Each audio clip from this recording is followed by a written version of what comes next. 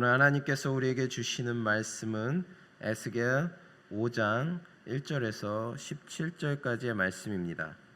에스겔 5장 1절에서 17절을 교독하겠습니다.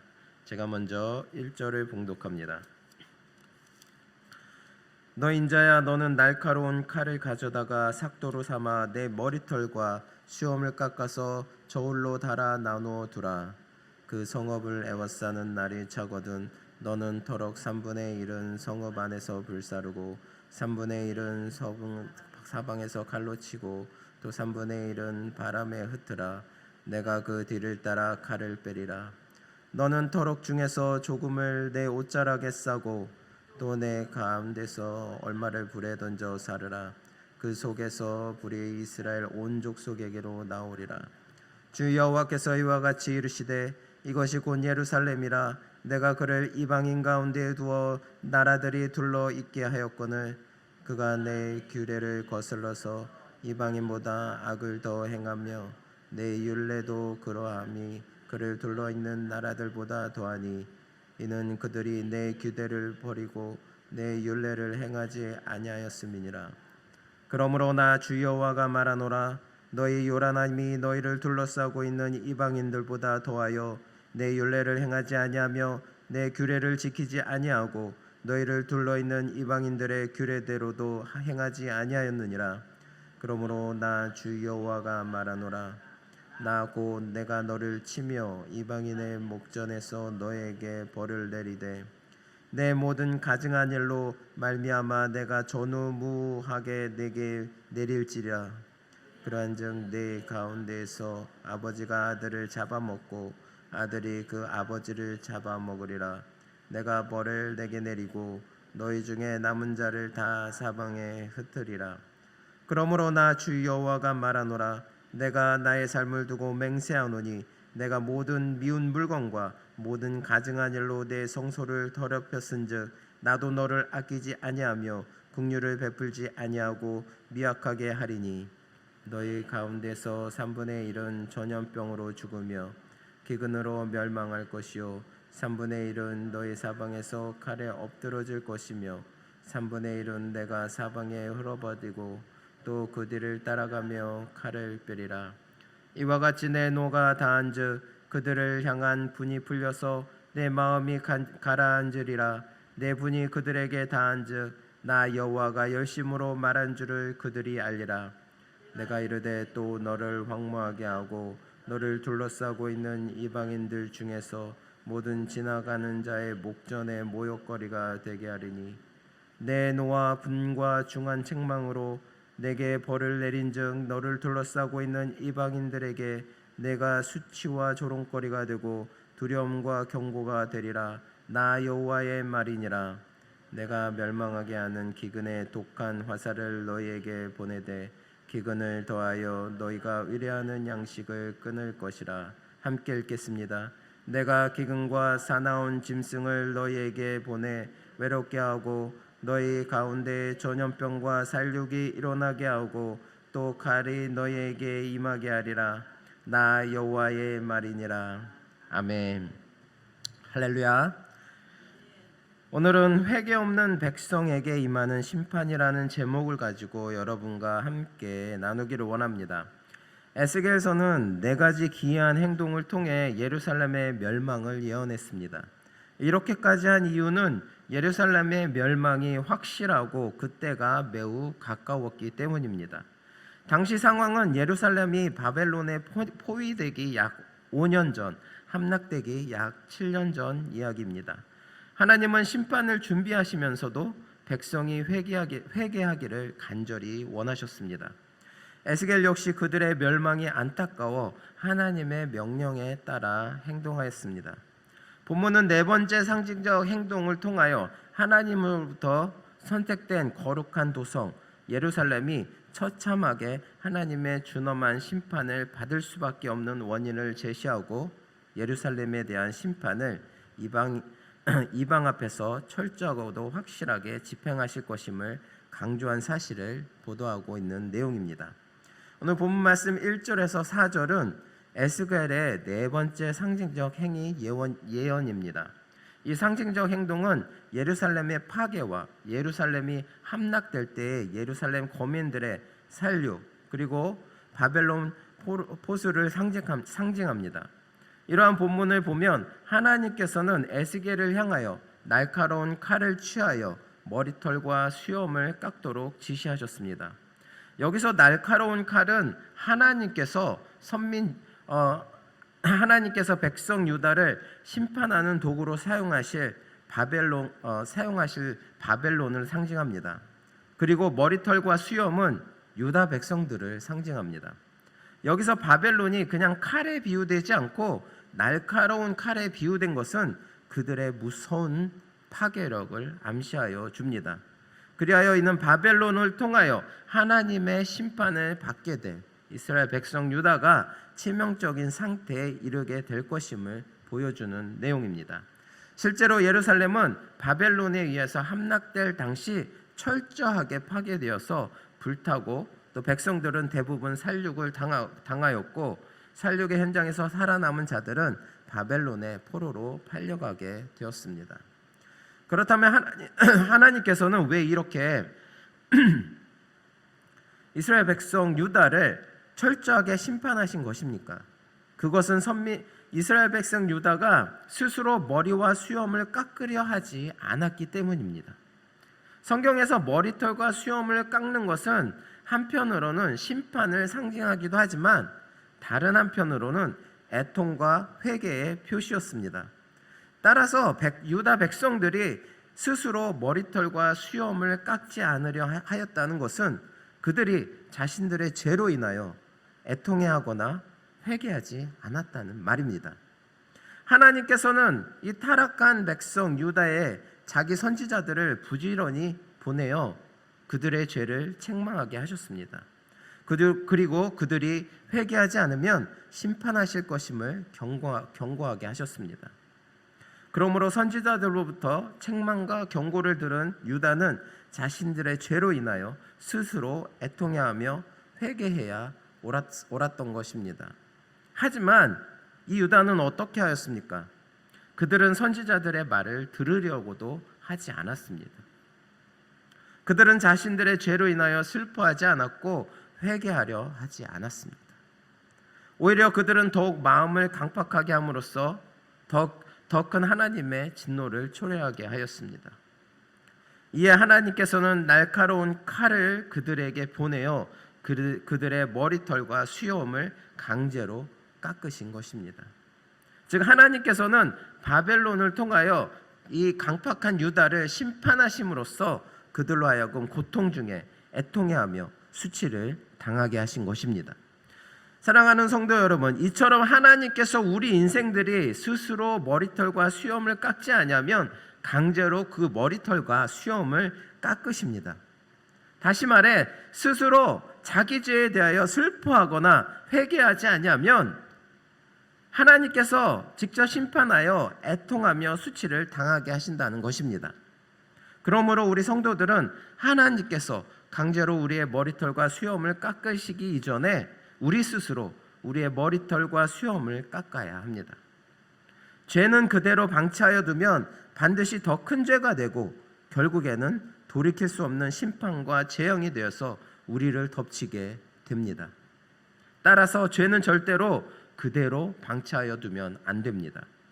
우리는 스스로 애통하며 회개하여서 우리 안에 있는 죄를 씻어내야 할 것입니다.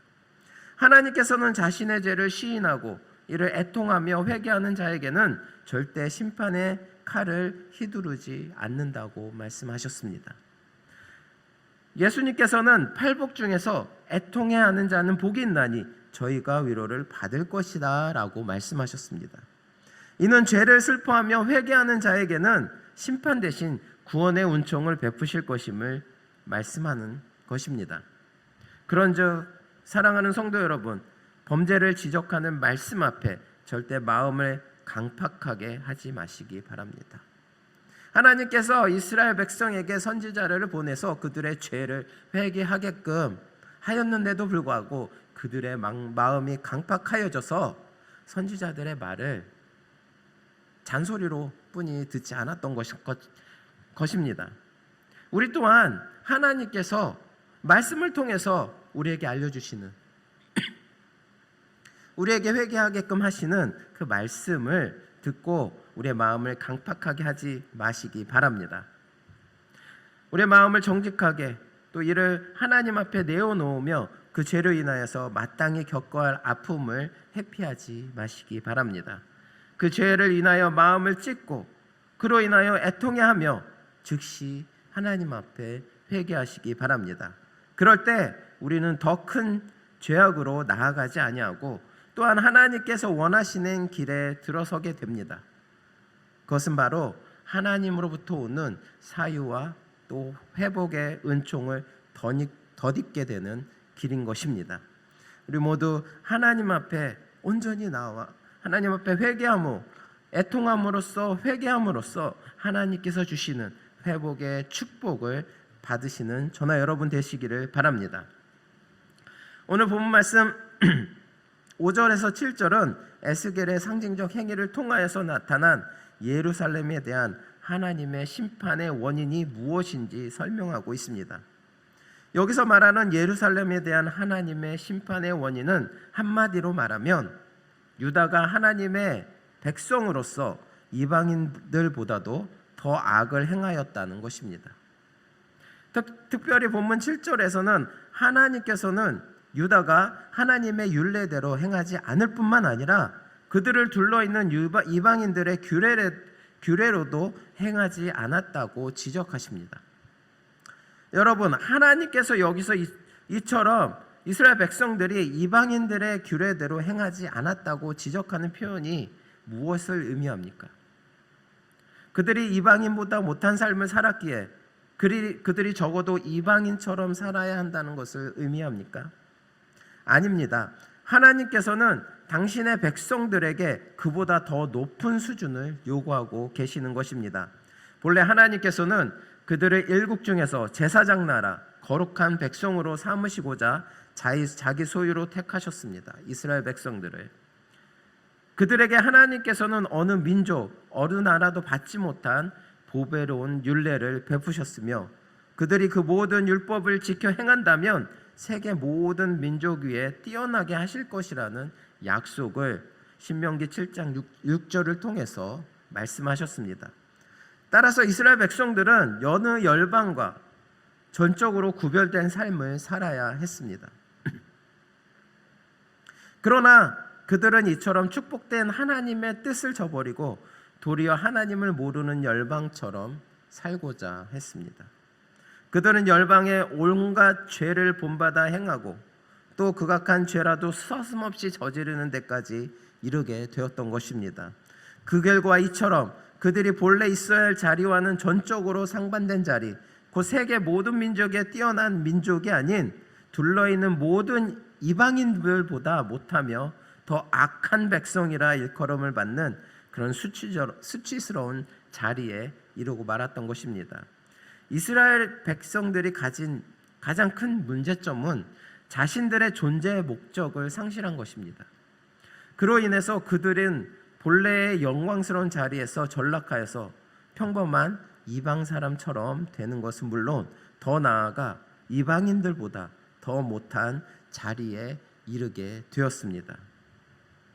이러한 이스라엘 백성들의 삶의 면모는 단지 그들만 관련된 것이 아닙니다. 이는 오늘을 살아가는 우리들 또한 성도들을 향한 말씀이기도 합니다. 사랑하는 성도 여러분, 오늘날 우리는 하나님의 백성으로 택함을 받았고 거룩한 백성, 곧 성도라 일컬음을 받고 있습니다. 우리 또한 우리 주님은 우리를 가리켜 세상의 소금이라고 하셨습니다. 이는 우리가 썩어가는 이 세상을 정화시킬 거룩한 삶을 살아야 할 존재임을 나타낸 것이라 할 수 있습니다. 그리고 이에 대하여 주님은 소금이 만일 그 맛을 잃는다면 후에는 아무 쓸데없어 다만 밖에 버려져 사람에게 밟히게 될 것이라고 말씀하셨습니다. 이러한 성도의 정체성과 그 정체성을 잃었을 때의 결과는 오늘 말씀에 이스라엘 백성들의 면모와도 분명한 상관성을 지니고 있다고 할 수가 있습니다. 여러분, 오늘 우리는 이스라엘 백성들이 자기 정체성, 곧 그들이 하나님 앞에 얼마나 존귀한 자로 택함을 받고 세움을 입는 특권을 가졌으며 그에 따르는 백성의 삶을 살아야 할 것을 망각하고 경홀히 여김으로 비참한 결말을 맞이하였던 그런 역사를 오늘 말씀을 통해서 우리는 보았습니다. 우리가 이 이스라엘 백성들의 죄악으로 인해서 하나님께 택한 백성으로 불림을 받았던 이스라엘 백성들이 이제는 그 이방인들에게 공격을 당하고 이제 포로로 또 죽임을 당하고 포로로 이끌림 당하는 그런 삶을 보면서 우리 또한 배워야 할 것입니다. 그래서 오늘날 하나님의 백성으로 택함 받은 우리의 정체성을 항상 인식하고 또 우리들의 삶이 항상 거룩하고 존귀하고 구별되는 삶으로 하나님을 기쁘시게 해야 할 것입니다. 이 같은 우리의 구원의 목적을 이루는 삶으로 예수 그리스도 안에서 풍성한 축복을 누릴 수 있을 것입니다. 이스라엘 백성들처럼 택함을 받고도 죄악으로 인해서 하나님의 축복을 받지 못했던 것처럼 우리 또한 그들의 삶을 따라가서는 안 될 것입니다. 이제 우리는 이스라엘 백성 대신 하나님께서 우리를 택하여 주셨습니다. 하나님의 자녀로 삼아 주셨습니다. 또 하나님의 자녀로 삼아 주신 것은 하나님의 자녀로서의 삶으로서 하나님을 알지 못하는 사람들에게 전하는 세상의 소금과 같은 삶을 살라고 하나님께서 우리를 택하여 주신 것입니다. 죄악으로 말미암아 이스라엘 백성들처럼 타락하여져서 그 이방인들보다도 못한 삶을 살았던 그런 이스라엘 백성들의 삶을 담지 않고 하나님의 백성으로서의 삶을 살아가는 저나 여러분 되시기를 바랍니다. 마지막으로 10절을 보겠습니다. 10절은 마침내 그들이 먹던 10절을 보면 그러한즉 내 가운데 아버지가 아들을 잡아먹고 아들이 그 아버지를 잡아먹으리라. 내가 벌을 내게 내리고 너희 중에 남은 자를 다 사방에 흩으리라 라고 말씀하셨습니다. 마침내 그들이 먹던 소량의 양식마저도 모두 떨어지고 굶주림을 건디지 못하여 자식이 부모의 인유까지 먹게 될 것이라고 예언하고 있습니다. 오랜 포위로 인한 기근의 극심함은 예루살렘 사람들로 하여금 하나님의 백성이라는 영예와 긍지는커녕 인간이 기본적으로 누릴 수 있는 가치마저도 포기할 수밖에 없을 정도로 비참한 고통과 극심한 환난의 자리에 그들을 몰아넣을 것이라는 것을 예언하고 있습니다. 그렇다면 예루살렘 사람들은 왜 이처럼 극심한 기근에 시달리며 결국에는 멸망에 이르러야만 하였습니까? 그들이 육신의 떡을 구하는 일에 게을러서였습니까? 아닙니다. 그들이 이렇게 하나님의 백성으로서의 금지는 고사하고 인간의 가치마저도 포기해야 할 정도로 극심한 기근에 시달리고 또 환난에 시달리고 마지막으로는 멸망하게 된 것은 그들이 오로지 육신의 떡만 구하였기 때문입니다. 유다 백성들은 모세가 이미 사람이 떡으로만 사는 것이 아니라 하나님의 모든 말씀으로 사는 것임을 가르쳤음에도 불구하고 오직 육신의 떡을 구하기만을 급급하였습니다. 그들은 하나님의 말씀은 듣지도 않고 준행하지도 않아 영의 양식으로 취하지도 않았습니다. 뿐만 아니라 그들은 육신의 떡, 즉 물질적 풍요의 주관자가 이방신이라고 미혹을 받아 복의 근원이신 하나님을 저버리고 하나님께 범죄하였습니다. 그리고 이방신을 섬기며 물질을 달라고 구했던 것입니다.